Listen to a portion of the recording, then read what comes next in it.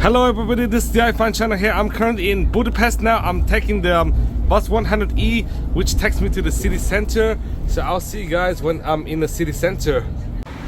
Okay guys, I'm in the center Budapest. Over there is the Hungarian National Museum. Unfortunately, the museum is closed because it opens from 10 to 6 and the garden is still open. And due to the fact I visited Hungary like 2 years in a row, like last year and the year before, therefore I'm gonna combine last year's walk into this year's walk. So on to last year.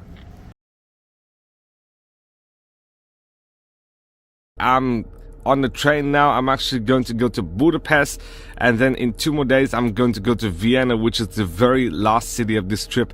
Basically these 2 cities I visited last year and the year before respectively, so why not? I'm gonna see you guys there.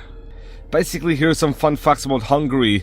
Instead of using the euro, Hungary actually uses the forint. Even though Hungary is part of both the EU as well as the Schengen area, they still use the forint. And plus, Hungarian as a language is quite unique, because instead of being an Indo-European language just like German or French or Romanian or even Slovakian, Czech, or really anything surrounding it, Hungarian is essentially Uralic language, kind of like Estonian and Finnish and even Udmurt, which is actually a language in Udmurtia in Russia. Basically, Budapest's name is actually created by the joining up 2 cities in 1873, Buda and Pest. Basically, the Buda side is on the west side, whilst the Pest side is actually the more quote-unquote modern part on the east side. Now, due to the fact Hungarian is not an Indo-European language and is instead a Uralic language, it ends up being different from really any neighboring country's languages. And due to the fact there are many cases in Hungarian, it is one of the most difficult languages to learn. And let me show you guys the name of Hungary in Hungarian. Yes, very, very different. Because in other countries it's Hungaria or Hungary or something. Instead it's actually Magyarország. Yes. Now, due to the fact I visited Budapest last year, I'm not gonna cover some things, including the art museum close to the Hero Square, as well as the Hero Square itself and the Buda Castle, but I'll definitely cover for sure the Széchenyi Chain Bridge, as well as the Danube shoes and stuff, basically because these are kind of minor, so I could actually cover for the sake. After about 18 hours on a train, yes, 18 hours, I finally arrived at Gellert station, and I did have to spend like at least 20 minutes at the ATM, basically because the ATM only accepts like denominations of like 50 euros or 1,000 forints. Basically, I actually chose Hungarian forint because I don't want 50 euros. Basically, I did have to bribe the train driver just to get me to the lower compartment, which is absolutely insane. I just really don't get it, but why not? I'm actually going to look for something to eat. After a while haggling at the ATM, I finally got my food here. I basically paid 700 plus 1640 equals about 2340 forints. Basically still a lot more affordable than Burger King and McDonald's, but I actually got this, which is actually from this Pizza King.Hungary, I believe so. And I actually ate at this bakery here. And this is what I got for my meal. Sorry, I didn't mean the pizza is actually 600 hof. Basically, if you were to convert the total number, it is actually just a bit more than $6. After eating lunch and after deciding on whether or not I should buy the Budapest card, I decided to not buy it and instead just go to the places I want. And therefore I'm actually going to go to one of the caves. Basically a 45-minute bus ride away, but whatever, because it will help cool me down. It is so damn hot today, like at least around 30 degrees Celsius still, so still quite hot. But I'm now looking for one of the buses. After a while bubbling about, I finally arrived on a bus. This is one of Budapest buses. I'm actually going to head towards the caves. I just got dropped off here and I'm actually going to take another bus to the cave. Over here is actually the village house. Basically it does fit a lot of people in a relatively compact space, and the village house in Budapest is considered to be the biggest Soviet development in the city. I'm not sure if it's true or not, but from what I heard from YouTube, I do believe it is true to some extent.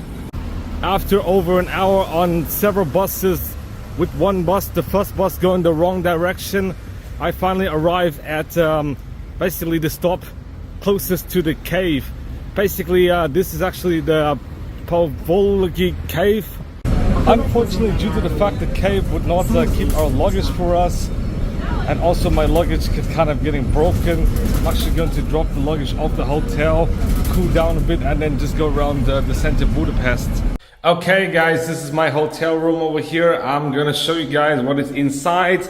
So basically there's actually beds as well as a small kitchenette, basically enough to make some food and stuff.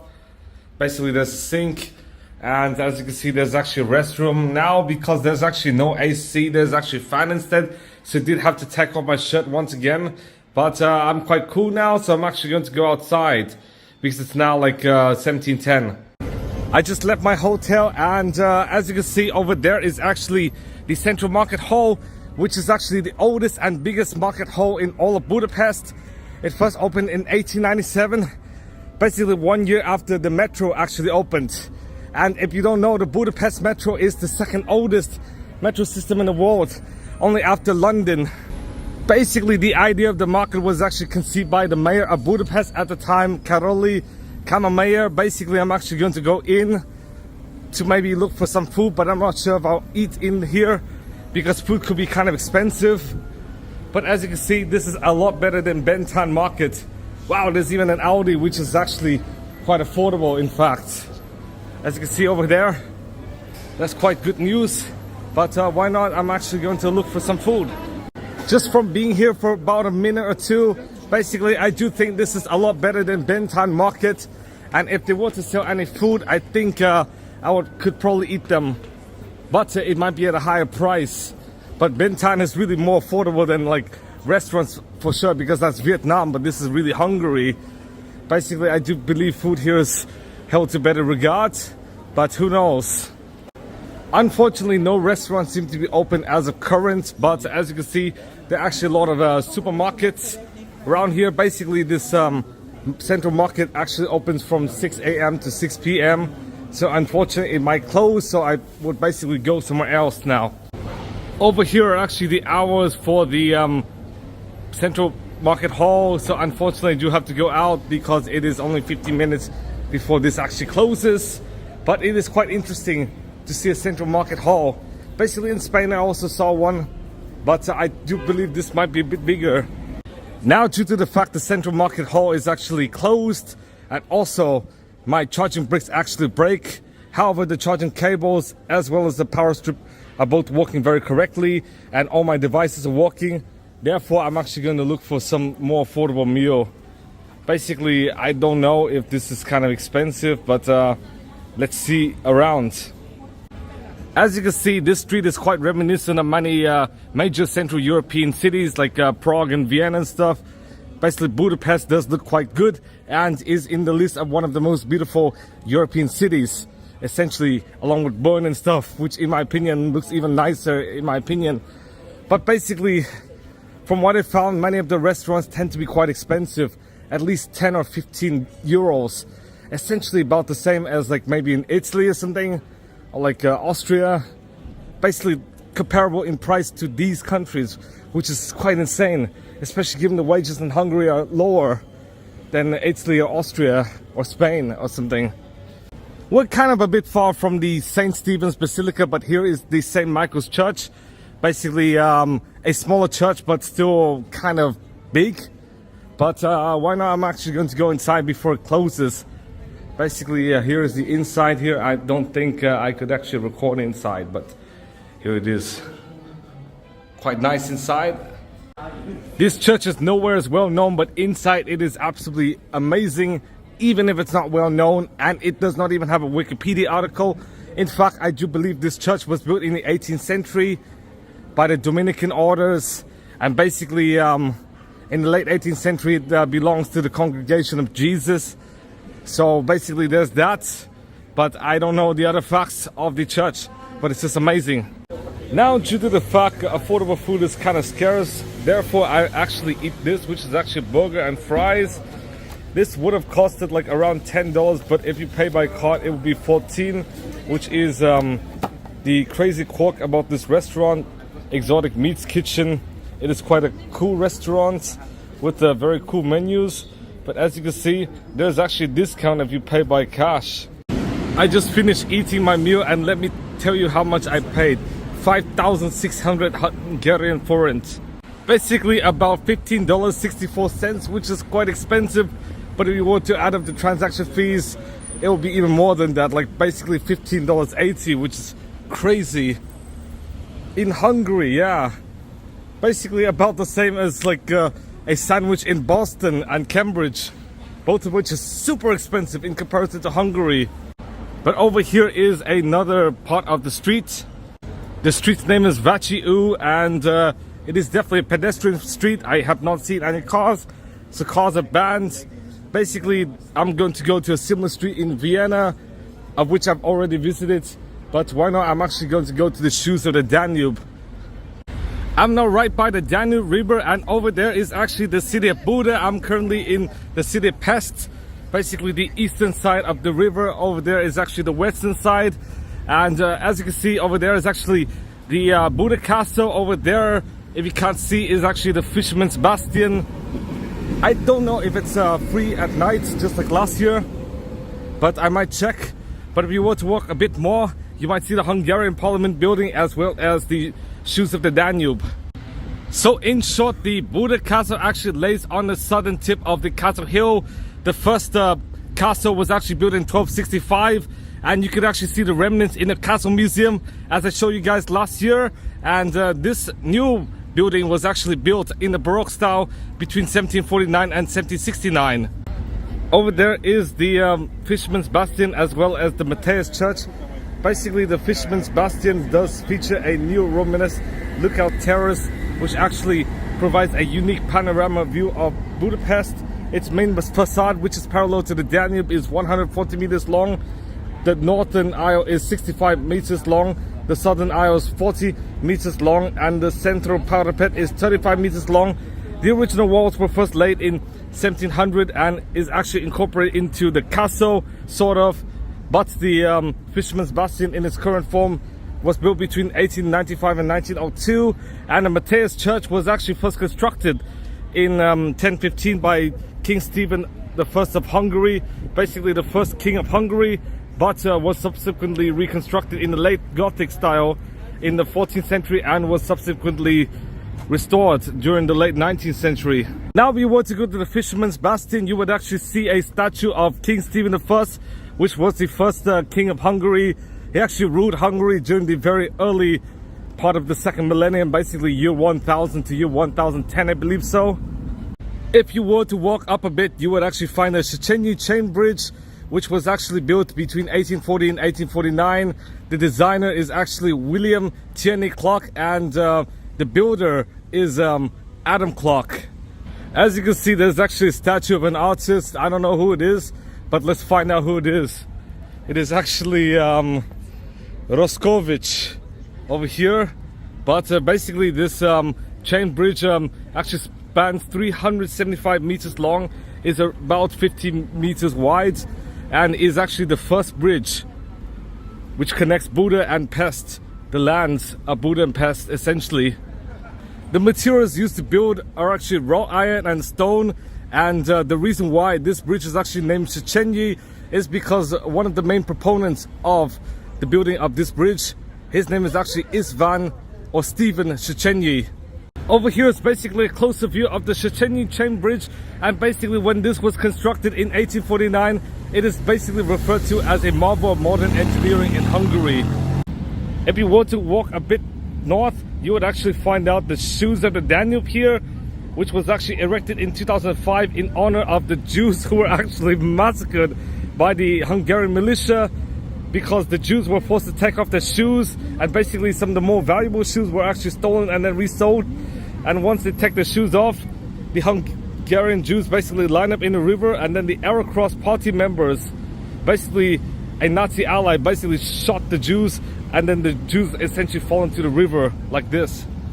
Basically, this whole monument was actually conceived by a guy named Kan Togay, and basically one of the partners in this construction is actually Gellert Power. Ironically, even though this is actually a Jewish monument, in fact only 800 out of the 3,500 people killed by the Arrow Cross Party in the Danube River are actually Jews. The rest I don't really know. There is even a sign of the shoes of the Danube commemorating the people who actually died being killed by the Arrow Cross Party, but in fact the text is actually in Hungarian, so I couldn't read it. If you were to see here, this is actually the English translation, luckily. Now the last attraction I'll show you guys in the Pest side before jumping to the Buda side is the Parliament of Budapest. Basically, this parliament was built in 1902 in the Neo Gothic style. Its architect is Imre Steindl, and basically I do believe this spans at least 90 meters tall. But more importantly, it's home to the National Assembly of Hungary, and it is actually located in the Kossuth Square over here, basically in the north of Pest, relative to Széchenyi Chain Bridge. And this is actually modeled after the City Hall of Vienna. At 18,000 meters of floor space, despite the fact this is not the biggest. In fact, the second biggest is actually the Palace of the Parliament in Bucharest, of which I actually went around 2 days ago.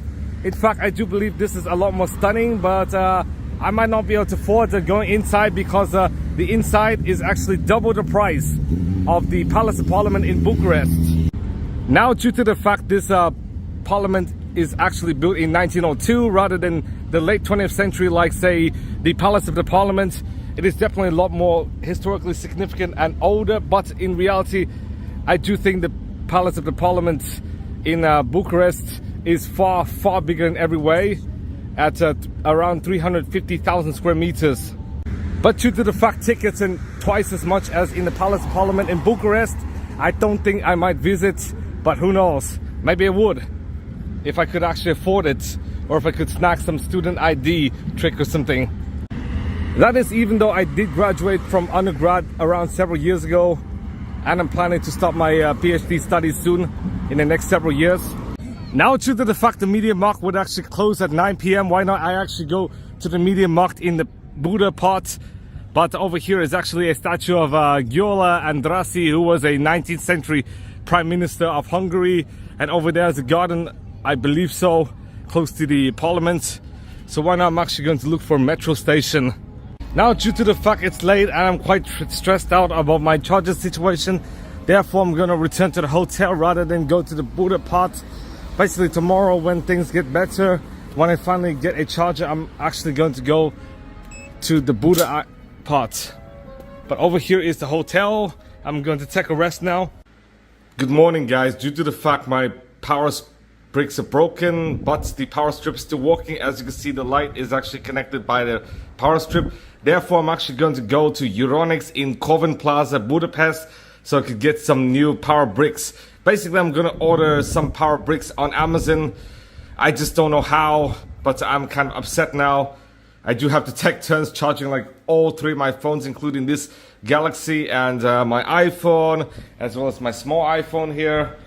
Basically, I did not get to charge my MacBook nor my speaker or even AirPods. But in reality, I do charge some of the more important things, such as the 2 battery packs here. So why not I'm gonna see you guys at Coven Plaza. After about 20 minutes on the bus, I finally arrived at Euronics, which is essentially a Hungarian version of Best Buy. After a while at the shop, I finally got my charger here. This is Hammer charger. Basically, you can charge 4 devices at once.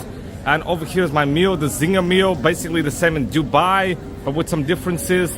I paid around $10 US for this, but it does seem kind of a bit overpriced. But if you were to consider Hungary is more affordable than the US, then it's quite affordable. But I might try something more cultural for dinner. I just finished eating. I'm now waiting for the bus to go to the Vadjahunyad Cave, and over there is actually the St. Joseph temple. It is quite big, but it is nowhere as well known as the St. Stephen's Basilica. But as you can see, this is what the area looks like here. I'm currently on a bus now, and here is the St. Stephen's Basilica, of which I visited last year. I'm not gonna really cover it because I already covered it in the previous video. After nearly an hour on the bus, I'm gonna wait for 45 minutes to get to the Vadjahunyad Cave over here. Here's some information about the cave, and over there is the cave. Now before I go into the cave, here's some fun facts. The cave was first discovered in 1904 and was first opened in 1919 to the public. Basically, I would be walking 500 meters in about 1 hour, and basically there are more than 400 stairs as well as a 7-meter safe ladder. I'm kind of a bit nervous of heights. I do have acrophobia, so I don't know if I could make it, but I'll try to make it. I do think this is much more adventurous than the Kuchi tunnels, by the way. After 45 minutes of waiting, as well as giving my handbag to the locker, I finally arrived at the entrance. I'm now waiting for a bit, but as you can see, there's actually some construction over here. Now, since it's about 2:15 p.m., I'm finally inside the cave here. As you can see, it is much colder than the outside at around 10 degrees Celsius.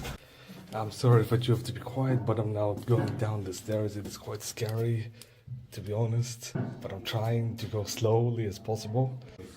I'm now inside the cave, and fun fact, I did learn for the section 3, which is the section before.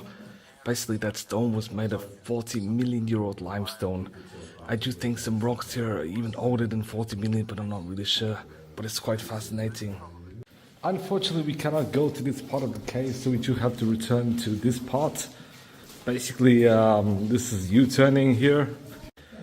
After a while at this, I'm actually going to go down the metal stairs now, the first time in the metal stairs, to get to the auditorium over there. Fun fact, after about 35 minutes, which is about halfway through the tour, I'm now 28 meters below the entrance, which means we're only going to go up from here. Basically, I do think it's sort of slippery, so I will try to go slowly because I did see some people fall. So I will try to be cautious here. And after a bit of going up, this is what the ladder looks like, so it's much better than what I thought. But still, whatever, I'll try to go slowly. After climbing through the ladder as well as these steps, which are quite steep, I'm actually going to climb this one, which is a lot less scary. I'm actually quite scared now, but whatever. Luckily made it up here. We're nearly finished with the tour, and here are some rock samples. It is quite crazy and epic to see this. Close to the end of the tour is this, which is a 70-meter deep vertical shaft here. It is very deep. I was scared if I were to fall in I might die, but who knows. But this is absolutely crazy here. Now I don't know where we're going, but as you can see, this starts to be very narrow and claustrophobic. So if you're claustrophobic, please do not attempt this. But as you can see, basically here's some samples of rocks here. It is quite crazy. I think we're starting to descend, as I do believe so. Now after a deep descent, I do believe I'm in the lowest part of the last 10 minutes of the tour, and ever since then, just going to go up and up and up. So see you guys when I'm up. Now after going up these last steps, I finally made it out, which is absolutely crazy. I do think this is a lot better than the Texas caves I visited 2 years ago. That's basically the most recent time I visited a cave was in San Braunfels, between San Antonio and Austin. Now, even though I was slightly scared at this 7-meter ladder, in reality I did make through it, and luckily I'm finally free. I'm finally outside and made it through every part of the cave, and now I'm gonna get my bag so I can go to the pest spot. Okay guys, I'm now going to wait for the bus to arrive. I'm gonna buy a bus pass so I could be able to ride the buses, and I'll see you guys in the pest spot. I just arrived at the pest side of the city, and I also bought some juice. As you can see here, this is actually watermelon juice. Now I'm going to go to the House of Terror Museum. And from what I believe, this is actually Major Square. It is called Octagon, and there's actually a metro station underneath it, which is also called Octagon. And over here it is, the House of Terror. Basically, I'm actually going to enter this, and next door is actually the Franz Liszt Museum. Basically, he's actually a composer who was actually Hungarian, and he composed like certain pieces such as the Hungarian Rhapsody, Liebestorm, as well as the La Campanella.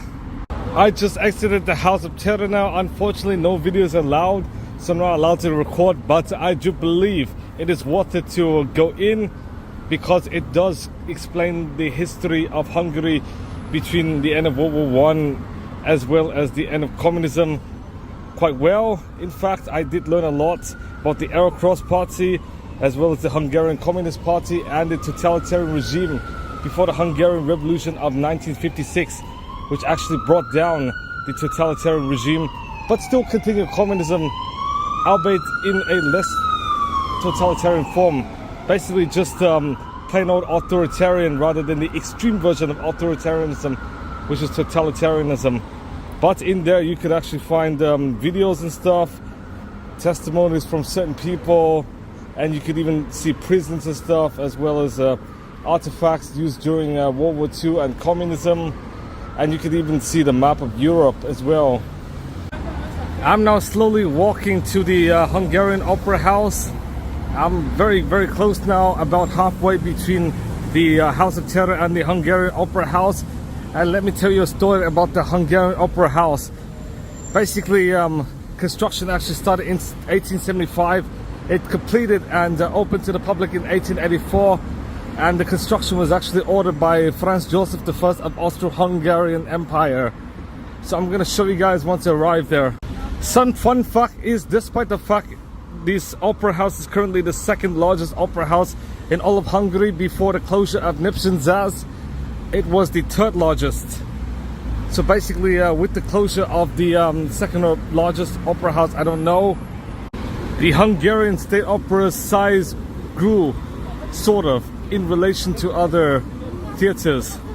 Now the Népszín Zász actually did close due to the population's lack of interest in terms of folk and with the growing interest in opera. And here it is, the Hungarian State Opera House. This could actually fit 1,000 people, and its architect is Miklos Jabó. It plays opera, and the Opera Ball was actually founded in 1886 and is located here. Now, even though this is the second biggest and not the biggest, it is by far, in my opinion, the most famous in all of Hungary. I'm currently in the inside of the opera house now, and I do not think I could actually go in because you do need to buy a ticket for one of these performances. Well, it's kind of gone now, but I do need to buy a ticket, I believe so. And I think it's better off just going to Vienna, where they have a more famous opera house, and Beethoven and Mozart lived there. And they're some of the most famous opera composers of all time. Now just across the street from the opera house is this, which is actually the Drexler Palace, and it does include the W Hotel, which is a 5-star hotel here in Budapest. I'm now across the street, and this is what the Hungarian Opera House looks like. Very, very similar to the Vienna Opera House. Just like the fact the Hanoi Opera House in Vietnam looks very similar to the Palais Garnier in Paris. Now over here is the Vienna Opera House in comparison. Quite similar, sort of. I'm now walking to the Dohany Street Synagogue, and even though I do want to go in, unfortunately it is currently closed, and also the tickets are very, very expensive, like $25 or something. But over here is the Volvo EX30. Basically my second time seeing this car. I did see it the first time when I was in Sofia just 1 week ago, but this is my first time seeing it in person. I really dream of having this car, but due to the fact that Model 3 Highlands was actually unveiled before the EX30 and even in the US, 1 year later, the EX30 is still not for sale yet. So therefore I'm switching my focus onto Tesla, but here is the EX30.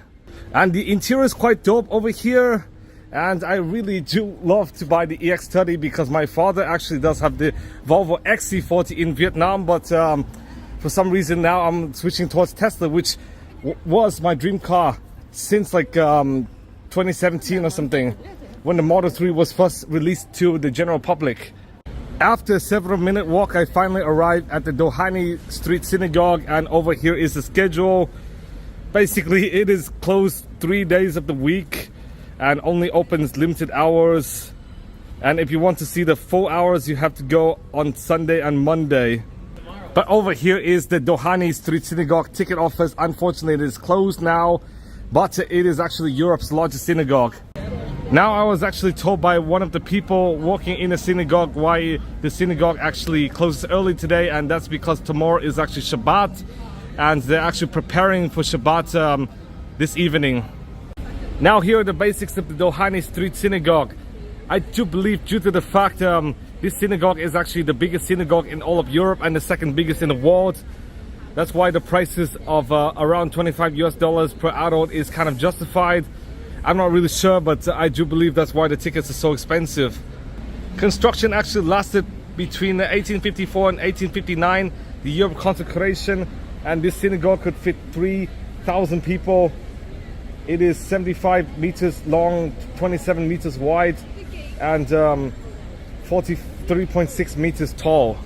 This synagogue is built in the Moorish revival style, with the decoration based chiefly on Islamic mortars from North Africa and medieval Spain. Inside the synagogue, you would actually see the Great Synagogue, the Heroes Temple, the graveyard, the memorial, and the Jewish Museum, which is built on the site of Theodor Herzl's birthhouse. And due to the fact this is an entire complex rather than just one big synagogue, I do believe that is also why the prices are so expensive. Unfortunately, due to the fact the synagogue closes quite early today, and today is really the only day that the synagogue is both open, and I'm in Budapest, so therefore I do have to leave the synagogue now. Now, even though the synagogue actually closed now, I do believe there's actually some tour guide here, and I don't know what it is, but I'll find out what it is. Over here, if you would enter, is actually the Raoul Wallenberg Holocaust Memorial Park, and over there is the Emmanuel tree. Unfortunately, I don't think we could actually go in because it is actually barricaded as of current, but over here are actually Jewish symbols. Now, even though the Rumbach synagogue also closed already, I'm going to walk there anyways because it's a 3-minute walk away from the Dohany Street Synagogue. And over here, it kind of reminds me of Casa Batlló, as well as Casa Mila, sort of, but it is definitely for sure a lot more toned down than these in Barcelona. And over there, if you can't see, is the Karl Lutz Memorial. I'm now currently at the Rumbach Street Synagogue. Unfortunately, I could not really record, as the people did tell me to delete the footage. Unfortunately, I just don't know why.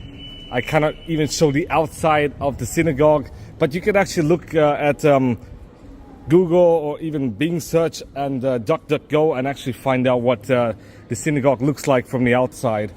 I just can't really record it. They're kind of pushy, and they even pushed me to delete the content. But in short, the synagogue was actually built between 1869 and 1872, and it was originally meant to serve the Neo-Log community in the Pest side, but because of a schism sometime, therefore this Rumbach Street Synagogue became the more conservative faction. And here's some fun facts. The architect is actually from Vienna, and his name is Otto Wagner. Of course, the Rumbach Street Synagogue is going to be one of the smaller of the two synagogues, because the Rumbach Street Synagogue is only 50 meters long, 35 meters wide, and 28 meters tall. Due to the fact it's now dinner time, I'm going to walk to the restaurant, but over here is the city's Ferris wheel, basically in Elizabeth Square, Budapest.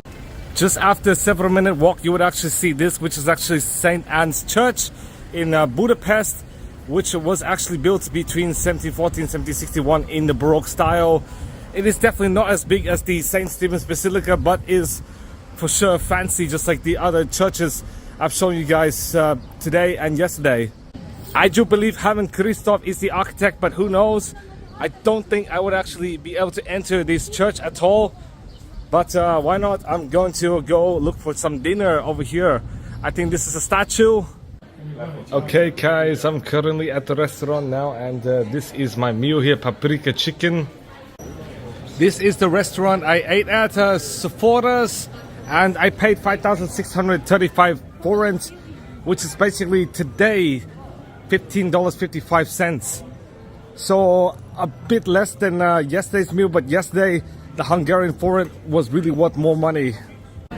After eating, I'm going to walk to the Széchenyi chain bridge to actually go to the Fisherman's Bastion. After nearly 10 minutes of walking, I finally arrived at the Széchenyi chain bridge. I'm going to proceed through the Széchenyi chain bridge to the Fisherman's Bastion. And if you can't see, this is the Buda Castle, and over there is the citadel, but unfortunately the citadel is still closed.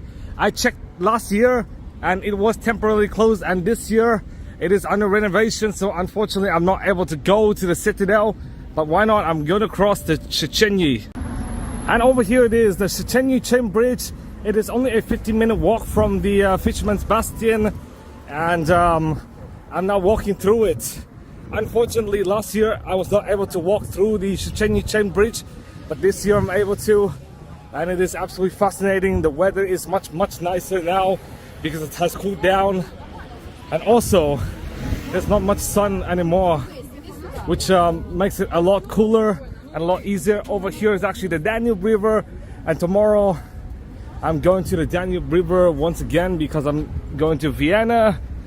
So over here it is. Basically, this is akin to the Tower Bridge of London. I'm now nearly at the end of the Széchenyi chain bridge, and the scenery here is absolutely astonishing. I'm now going up the Fisherman's Bastion once again and see if it's actually free still. And here we are, the Buda side of the city. If you can't see, that tunnel over there is actually called the Budai Vera Lagut. It was first constructed in 1853 by the same guy who actually constructed the Széchenyi chain bridge, and one of the proponents for the construction of this Buda Castle tunnel is none other than István Széchenyi. And over there is the funicular to get up the Buda Castle. I'm now at the Fisherman's Bastion, but not at the top yet because tickets still cost around 1,200 Hungarian forints until 9 p.m. unfortunately. But here is a statue of Saint Stephen, basically the first king of Hungary during the early part of the 11th century. Over here is the Matthias Church, and why not, I'm actually going to go around here. Now, due to the fact tickets still cost money, and plus I've already been up here last year, why not, I'm just going to stay at the bottom and take a look at the scenery for a bit. Over here is the Hungarian Parliament building, a very fancy Gothic style building here. And if you can't see, over there is actually the Széchenyi chain bridge. Unfortunately, I could not really cross it. Now, due to the fact the Fisherman's Bastion is still not yet free, I'm currently outside now, and I do need a restroom break as well as a charging break, so I'm actually going to return to the hotel after showing you guys this. Over there is the St. Stephen's Basilica. Over there, if you can't see, is the Four Seasons Hotel, and over there is the Ministry of Interior, and the small white speck is the Ferris wheel. So here's the skyline. It is of course going to be a lot more limited than going up the Fisherman's Bastion, of which you pay 1,200 Hungarian forint, but whatever. I'm now going to go down and return to the hotel. I'm now on my way to the hotel, and this is a very small bus, in fact. Yes, a very small bus, but packed full of people. I'm now inside the streetcar which takes me directly to the hotel, and I really enjoy Budapest, but I've already visited Budapest like last year, and also I've not been to so many attractions, like so many new ones. The House of Terror I've visited, but I was not allowed to take pictures or record. So basically there's not so many places I've visited due to the fact, first off, the charger fiasco. Remember in the Romanian train, I did have to deal with the charger fiasco. Second off, the luggage fiasco. And of course, third off, some attractions are quite expensive, and others, like say the Dohany Street Synagogue, was closed very early, and also the Széchenyi thermal bath I did not really get to visit due to the fact I have no swimming clothing, but I really do want to visit the next time I'm here, maybe in the next several years, who knows. But that's the recap. And I've already visited 1 year ago, so whatever. I now just returned to the hotel, and I'm currently charging my devices now. I will have to charge this to be able to charge my MacBook over there, because my Samsung charger is actually broken. So unfortunately I will be kind of out of a USB-C adapter, because these are actually USB-A, so I cannot really charge my MacBook. I'm actually going to buy maybe one more in Austria, who knows, so I could be able to charge my MacBook, so I could use my MacBook on a plane to edit videos and stuff. You have watched last year's video. Now let me show you guys what restaurant I'm gonna eat for dinner. Szminola Kertmolzi over there, which is a famous restaurant in Budapest. And over here is what the restaurant looks like. This restaurant closes at 4 a.m. Yeah, 4 a.m. So I do have time to eat. And this is what the whole restaurant looks like. So I'm going to eat here. After a while, I finally got my currywurst. This costs around 6,200 forints, aka $17 US, which is kind of expensive, but I do believe it is sort of justified given the restaurant's idiosyncratic nature, as well as the fact that this restaurant and bar is quite famous. So why not, I'm gonna eat and then I'm gonna return to the hotel. Okay guys, I just finished eating, and this hotel is the Opera 16 guest house, and this is what the hotel room looks like. As you guys can see, quite dope. And guess how much I paid? $40. Yes, $40 for one night. And this is what the hotel looks like. It is quite dope. Yeah, and as you guys can see, the bed here is quite soft, just like many European beds. And guess how close it is to the center? Let me show you guys. Okay, I'm gonna push this up. Over there is the Opera House, and over there is the St. Stephen's Basilica. I'm not even joking. I'm gonna sleep here for one night, and then I'm gonna see you guys soon. Okay guys, good morning. It's a raining day, and today I'm planning to eat lunch at the McDonald's, which was the first McDonald's built in the Eastern Bloc. In fact, this McDonald's opened in 1988. Okay guys, over here is the sign to the McDonald's. Now in Russia, McDonald's first opened in 1990, but 3 years ago, because of the Russia-Ukraine war, it closed. And in Russian, the new McDonald's is called Vkushno i Toshka. Okay guys, over here is the very first McDonald's in a former or even communist country, because the first McDonald's in China also opened in 1990 in Shenzhen. Okay guys, I paid 3,030 forints for this meal, which equates to about $8.16. I'll show you guys once it comes out. Okay guys, here's the meal, which includes the chicken Big Mac, the large fries, the hamburger, as well as this, which is Sprite. So I'm gonna eat and then I'm gonna see you guys soon. Okay guys, I just finished eating at McDonald's, and later I found out this McDonald's is not the first McDonald's in a communist country, but the first McDonald's in the Warsaw Pact and inside the Iron Curtain, as there was a McDonald's opened a month before in Serbia, specifically at Slavia Square in Belgrade. And a few years before, there was a McDonald's in Cuba in Guantanamo Bay. So why not? I'm going to go to one of the attractions here. Okay guys, over here is the Rubik's Cube exhibition. Now Rubik's Cube was first invented sometime around 1974 in Hungary. As you guys can see, these are some Rubik's Cubes over here, and you could also find the shop as well. Yeah, as you guys can see, you could buy Rubik's Cubes and Rubik's Cubes related stuff. The reason why I showed you this is because the Rubik's Cube has turned 50 years old last year. And fun fact, the founder of Rubik's Cube is none other than Erno Rubik. Rubik's Cube was marketed as the Hungarian Magic Cube in Hungary, but then in 1980, when the Rubik's Cube gone worldwide, the Rubik's Cube started being called the Rubik's Cube worldwide. Okay guys, the first attraction I'm gonna show you guys is this, which is the inner city Paris church. Now, even though this church dated all the way back to around 1046 AD. In fact, The building in this current form was built in 1725 in a Baroque style. And yeah, this is what the church looks like. I'm not sure if it's open or not. Okay guys, let me enter the cathedral over here. And this is what the inner city parish church looks like. Oh wow, crazy. Unfortunately, you do have to pay here. Due to the fact I figured out it's more worth the money if I were to pay for the Matthias Church. Therefore, I'm gonna climb up the stairs to cross the Elizabeth Bridge.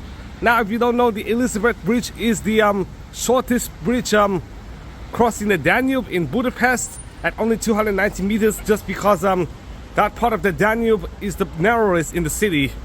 And fun fact, it is the third newest bridge in the whole city, being constructed somewhere between 1961 and 1964. So after both of my parents were born, I'm not even joking. But as you guys can see, this is what the bridge looks like, and it is named after Elizabeth of Bavaria, who was the empress of the Austro-Hungarian Empire. And at the very end of the bridge, you can see a bronze statue of Elizabeth of Bavaria. Now over there, if you can't see, is the Buda Castle. If you don't know, the Buda Castle was first established in 1265 AD, but was destroyed. And this building in the Baroque style was subsequently rebuilt between 1749 and 1769.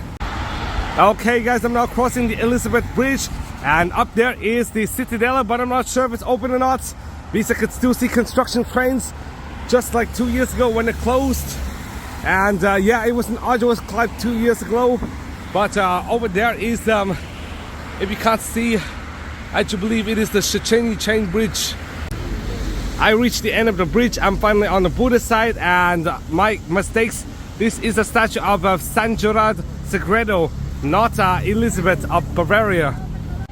Okay guys, I reached the destination of the Gellert Cave Church, and over there is the Gellert Thermal Bath, an alternative to the Széchenyi Chain Thermal Bath, and both of which are quite expensive.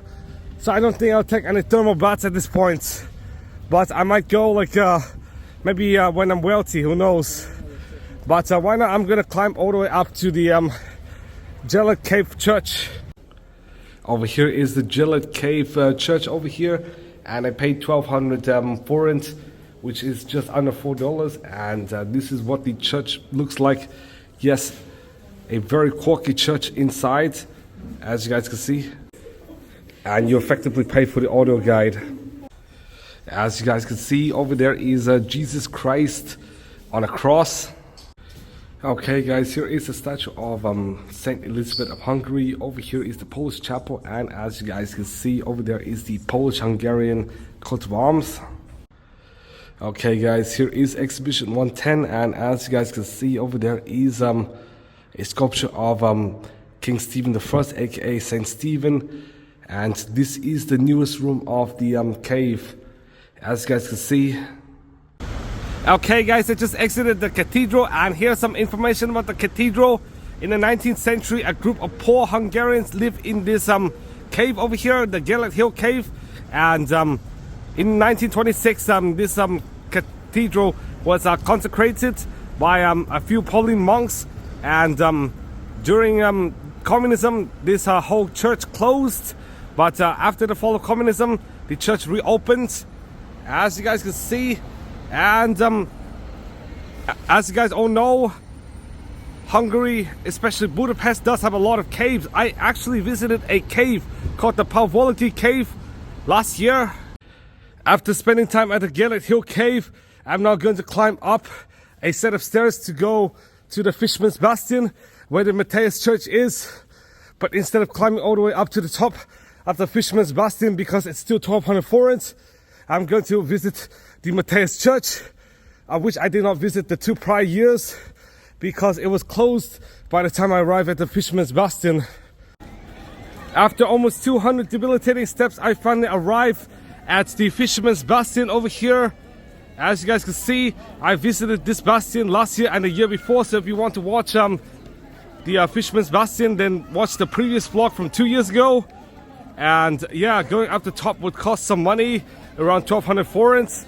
And as you guys can see, the Fisherman's Bastion offers a scenic view of Budapest. Construction lasted between 1844 and 1851, and through the neo-Romanesque lookout terrace, it offers a unique panorama of Budapest. The main facade, which is parallel to the Danube, is approximately 140 meters long, of which the southern aisle is 40 meters long, the north is 65 meters, and the central parapet is 35 meters long. Its 7 high-pitched stone towers symbolize the 7 chieftains of the Hungarians who founded Hungary in 895 AD, and the walls were built sometime around the 18th century, some of the first few walls. Over there is the statue of Saint Stephen, aka King Stephen I, and he was the founder of modern-day Hungary. He lived in the 11th century AD, aka the very beginning of the second millennium. Okay guys, here is what you've been waiting for. The Matthias Church, aka the Church of the Assumption of the Buda Castle. It is on the Holy Trinity Square, and it was founded by none other than Saint Stephen of Hungary. Yes, the very first king of Hungary. It is a parish church, and in its current form it was rebuilt in the 15th century. There is 1 tower and 3 surviving bells, and the first church on the site was built in 1015 in a Romanesque style. The current building is in a Gothic style and was built sometime in the 14th and 15th century and was extensively restored in the 19th century. It is the 2nd largest church of medieval Buda and the 7th largest church in the Hungarian kingdom at the time. And Franz Joseph I and Charles IV of Hungary were crowned here. Fun fact, in 1686, during the siege of Buda by the Holy League, a wall of the church used as a mosque by the Ottoman occupiers of the city collapsed due to the cannon fire. So why not? I'm going to go into the church to find out. Okay guys, I'm currently inside the church, and just like the St. Stephen's Basilica, there is a museum inside, and over here are some medals as well as some more memorabilia. Over here is an image of Marizel, and this is an example of a reliquary. And once we go down, we would see some stained glass over here, as well as this, which is Empress Elizabeth of the Austro-Hungarian Empire. Over here is Madonna of the Buda Castle from the early 15th century, and you could find out the replica of the crown jewels. And here is some more memorabilia. Now I'm on the ground floor, and over here is some memorabilia. And this is what the whole church looks like. As you guys can see, quite ornate, just like any Gothic style church, including the Church of the Lady of Tin, but unfortunately I cannot record there. And over here is the St. Ladislaus Chapel. And let me show you guys the main altar, as this is a perfect representation of Neo-Gothic architecture, and hence the price is 2,500 Hungarian forint. Over here is the main altar, and in the center you would find a engraving of Virgin Mary. And as you guys can see, over there is Jesus in a cross. And yeah, it is quite dope inside, and why not? I'm just going to exit the Matthias Church. After a while at the Matthias Church, I finally arrived at the Buda Castle. And as you guys can see, some buildings of the Buda Castle are still under construction. I last visited Buda Castle 2 years ago, and I saw these buildings were under construction. But as you guys can see, these buildings are almost finished. And the reason why they're under construction is because during World War II, during the siege of Budapest, many of the buildings and the castle were heavily damaged, and some were even destroyed. And therefore, resurrection took place in the past several years. And as you guys can see, this is one of the buildings, and over there is another. Now as you guys can see, these are some of the buildings which would be rebuilt in the next several years. Quite an extensive list, however. Well, reconstruction started in 2019, the year before the pandemic, and now reconstruction is still in process. But you can watch the vlog from 2 years ago to find out about the castle. And unfortunately, 2 years ago I did have laryngitis, so my voice might be a bit hazy during the time, but whatever. At least this is the castle as of current. Unfortunately, I cannot show you guys the whole castle, but over here was a former National Defense Command headquarters, and I do believe reconstruction of all of these buildings will be in its original format over here. But many of these pictures were from before World War II. As you guys can see, extremely old images, but over here is the castle. World War II brought a ton of damage to Europe, and you would see more of it when I arrive in Warsaw next week. Over here is the Buda Castle. Some of it are still under construction, but that is the main palace of the Buda Palace. Over here is the main facade of the Buda Palace, and over there is the St. Stephen's Basilica, as well as the Széchenyi Chain Bridge, and over there is the Parliament of Hungary. So why not? I'm going to go down to the pest side of the city. Okay guys, over there is the Széchenyi Chain Bridge, and over there is a funicular. The funicular was first established in 1870, and why not? I'm going to look for a set of stairs to go down so I could cross through the Széchenyi Chain Bridge all the way to the Parliament. I'm now crossing the Széchenyi Chain Bridge from the Buda side to the pest side, and over here are two lions, and as you guys can see, over there is the Hungarian Parliament. So why not? I'll see you guys there. Okay guys, I'm currently on the bridge now, about halfway, and as you guys can see, this bridge is amongst the dopest in Budapest, which cross the Danube alongside the Elizabeth Bridge, but for the Elizabeth Bridge it is in a more modern form. Over here is the Ojek House, aka the Parliament. I'm thinking of going in instead of going to the Dohany Street Synagogue, because I was born in the early 2000s and therefore I could qualify for the student discount, sort of. That is despite the fact I graduated a few years ago, but as you guys can see, the building is quite dope. And the reason why I did not go to the Hungarian Parliament last year was because I visited the Romanian Parliament. Yes, which is more affordable. Over here is an equestrian statue of Francisa Rakosi, and over there, as you guys can see, this symbolizes the Hungarian Revolution in 1956, of which at least a few thousand people were killed, and at least 250,000 Hungarians fled Hungary to other countries just because of the revolution. And the reason for a revolution is because of the Soviet Union's dominance in Hungary at the time. It all started when Hungarian university students effectively protested at the Parliament building against communism, and it lasted for 2 weeks between the 23rd of October and the 12th of November. And guess what? It was suppressed by the Soviet Union, similar to the Prague Spring 12 years later. Unfortunately, the exhibition is closed, but you should learn about the Hungarian uprising and why many people in Eastern Europe are quite angry at the Russians, and why Ukrainians are angry at Russians nowadays. Unfortunately, tickets to the Hungarian Parliament have been sold out today, so why not? I'm looking for another museum. Yeah, it's kind of unfortunate, but whatever. Now I'm thinking of going to the St. Stephen's Basilica to discuss to you guys about it. Now, due to the fact the Parliament has been sold out, therefore I'm going to stop by the St. Stephen's Basilica, a basilica of which I stopped by 2 years ago, but I wanted to include this basilica in this video because the St. Stephen's Basilica is a Roman Catholic neoclassical basilica which houses the reliquary, which houses the right hand of St. Stephen.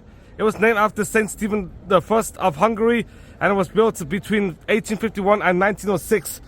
So over 900 years after his reign.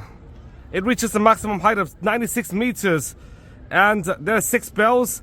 Since the renaming of the Primatio See, it has been the co-cathedral of the Roman Catholic Archdiocese of Esztergom, Budapest, and it is the largest church in Budapest and the 3rd largest church in all of Hungary. Okay guys, I'm currently in the cathedral now, and as you guys can see, over here are some of the architectural plans, and here are some plans for the dome, and yes, those are architectural manuscripts. So the church started in 1845 when Joseph Hild, the greatest architect of Pest classicism, created the first plans for the church commissioned by the city of Pest. Around the time Joseph Hild died in 1867, construction actually reached to the dome. And it wasn't until 1889 when the dome was finished. Consecration of the cathedral took place in 1905. Okay guys, over here is the reliquary holding the king's right hand. Even though King Stephen died in 1038, in 1083 he was canonized, and as you guys can see, this is his hand, and it has been kept in Bihar, which is in Transylvania, Ragusa, then Vienna. From there it was brought to Buda in 1771, and in 1944, just before the end of World War II, it was carried to the west and it returned to Hungary in 1945. As you guys can see, this is what his hand looks like. You might not be able to see it well, but over here it is. And as you guys can see, this church is quite ornate, just like any church in Europe, especially major ones. And yeah, I do believe it looks equally ornate, or maybe a bit more ornate than that of the Matthias Church. Over there is the main altar. Yeah, it is quite ornate, and it looks like any new classical style church.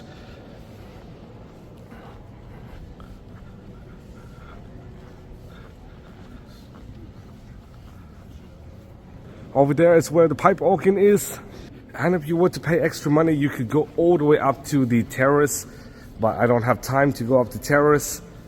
And over there is an image. Over there I do believe is Saint Stephen I of Hungary. And over here, of course, are where you lay your incenses. Due to the fact I'm a fan of Liszt and music, therefore I'm going to go to his house. Now as you guys can see, there are 3 rooms, 1, 2 and 3. And this is what one of his pianos look like. Over here is Franz Liszt. He was born in 1811 in a town called Reding, Austria, to Adam and Anna Liszt. This is what his house looked like, and he later moved around Western Europe before returning to Hungary. Over here was what Liszt looked like in 1840. And fun fact, when he was only 9 years old, he gave his first concert at a later age than Mozart, but still he's a piano prodigy as well. And he took piano lessons from Carl Czerny, a one-time student of Beethoven, and studied composition with Antonio Salieri. And over here is what one of his rooms looked like. Over here is a bust of Beethoven, and here's some of his books. As you guys can see, those are his silverware. And this is his study bedroom. I do believe this is a piano of some sort. And over here is where he composed his music, including the Hungarian Rhapsody 1, Hungarian Rhapsody 2, the Liebestrom, as well as the La Campanella. Liszt has also transcribed some of Beethoven's symphonies to be playable for piano. I'm not even joking. Over there is his bed, and over here Liszt's parents. And fun fact, Richard Wagner, yes, was actually the son-in-law of Franz Liszt, despite the fact Wagner was only 2 years younger. Over here is his other room, as you guys can see, with some more pianos and even more. And these are just chairs. And over here is one of his portraits, and here's some more of his portraits as well as head bust. As you guys can see, this is the iconic portrait. Okay guys, last up I'm gonna show you guys some of his works. Over here is the Rákóczi March. Over here are his means of travel, and over here some of the Hungarian Rhapsodies. Okay guys, I just exited the museum, and in my opinion I do believe it is worth it if you buy the audio guide, because the tickets are 3,500 forints, which is like $10 US, and the audio guide is about 1,000 forints. So if you want to buy the audio guide, then I would think it's worth it. But without the audio guide, it is kind of overpriced, especially given the fact that 3 rooms, and the fact many museums in like Vienna relating to Beethoven and Mozart are even cheaper. Yeah, I'm not even joking. And Beethoven and Mozart are more well known as well. And over there is Zoltán Kodály, who was influenced by Franz Liszt, and he was also a Hungarian composer as well. Now about a 20-minute walk away is this, which is the Hero Square. Central to the Hero Square is the Millennium Memorial, which was used to commemorate the 1000th anniversary of the Magyars' conquest of the Carpathian Basin. And same thing goes with the Vadjahunyad Castle. Both were built during the same time. Construction started in 1896 and completed in 1900, when the square receives its name. There are statues featuring the 7 chieftains of the Magyars, as well as the memorial stone of the heroes, also erroneously referred as the tomb of the unknown soldier. There is the Museum of Fine Arts as well as the Palace of Arts. And if you don't know, I actually visited the Museum of Fine Arts around 2 years ago, if you want to check out the video. And as you guys can see, it is next to the city park as well as the Széchenyi chain bath, as well as the Vadjahunyad Castle over there. And one of the famous political events which happened was the burial of Imre Nagy, a political dissident who was executed in 1958. In fact, he was buried in 1989. Over here is a closer look at the Millennium Memorial. As you guys can see, there is a column over here, and I do assume this was built in a neoclassical style, but I'm not too sure. And over here, I presume, are the 7 chieftains of the Magyars. Okay guys, over here is the city park. Now the Hero Square does lead into the city park, and the city park is 1.4 kilometers by 970 meters, so quite big, at a land area of 1.2 square kilometers. Yes, I'm not even joking. Over there is the Széchenyi thermal bath, and as you guys can see, over there is the Vadjahunyad Castle. Over there is the Palace of Arts. And fun fact, in 1896, during the millennial celebration of Hungary, the millennial celebration was celebrated here at the city park. Inside the city park, you will find this, which is the Vadjahunyad Castle, which was built in 1896 to commemorate the 1000th anniversary of the Magyar conquest of the Carpathian Basin. And as you guys can see, there are several different styles, and one of the buildings in this castle was modeled by the Hunyad Castle, which is a castle in Romania, what is today Romania. But as you guys can see, this is what the Vadjahunyad Castle looks like. It is a complex of buildings in an eclectic style, so you would find multiple styles including Baroque, Renaissance, Gothic, as well as Romanesque. Over here, several different buildings. You could find a Gothic building, I do believe so. And over here is a Renaissance building. And over there, I do believe it is Baroque, because it does look Baroque. And if you don't know, this museum is the Museum of Hungarian Agriculture. I'm not even joking. It's a very, very niche museum. Over here, the hot air balloon has finally landed, and I do believe this is Konrad Adenauer Street. And if you don't know Konrad, he was the first president of West Germany. Sorry, I meant Chancellor. And finally, in this park, let me show you guys this, which is the Széchenyi thermal bath. By far the most famous medicinal bath in all of Europe. In fact, the source of water is from 2 thermal springs, one at 74 degrees Celsius and the other at 77 degrees Celsius. Okay guys, here is the map of the park, and as you guys can see, over there is the building of the thermal bath. So why not, I'm going to take a bus to the train station, the New Gatti train station. Okay guys, I found some children's attractions. Over here is the Nagy Circus, and over there is the Elephant House. I'm not joking, part of the zoo. So there is a zoo located in this park, I do believe so. And I did believe it was actually a mosque or an Orthodox church before finding out it was the Elephant House. But whatever, I'm now waiting for the bus, which will take me to the New Gatti, and I'll show you guys some attractions I've missed, and what attractions I might visit like around 5 years in the future. Okay guys, due to the fact it's late, I could not go to the Hungarian Retro Museum, and therefore I'm gonna eat here, which is at the Kashi restaurant. Over there is an extremely old Volvo, yes, Volvo 164, and why not, I'm going to go in to get some food. Okay guys, I'm thinking of trying meal number 30. Okay guys, over here's my meal 30. I'm gonna eat, and then I'm gonna see you guys at the train. Okay guys, I finished eating, and now I'm gonna take this train over here. I'm now going to go to Bratislava in Slovakia, a city I visited 3 years ago. Well, I technically sort of visited Bratislava, as I did sleep there, but didn't really enjoy Bratislava. And over here is a train. I'll show you guys once I go inside. Okay guys, here are the seats, As you guys can see, I'm on the Euro night train, and the seats look like this. I'm not even joking. And here is the conclusion. To me, Budapest is one of my favorite cities, and despite being one of my favorite cities, goods are quite expensive. You could get reasonable food for around 10 to 15 euros, which is quite okay. But then when you factor in some attractions, they're quite expensive. Some of them are extremely expensive, such as the Dohany Street Synagogue, which that would cost $35 US. And even the Hungarian Parliament building is also extremely expensive if you're not like under 25 or something, or if you're not an EA citizen. Yeah, but anyways, the city is quite good with all of the eclectic architecture, as well as dope styling. I do love this city despite the fact attractions are expensive.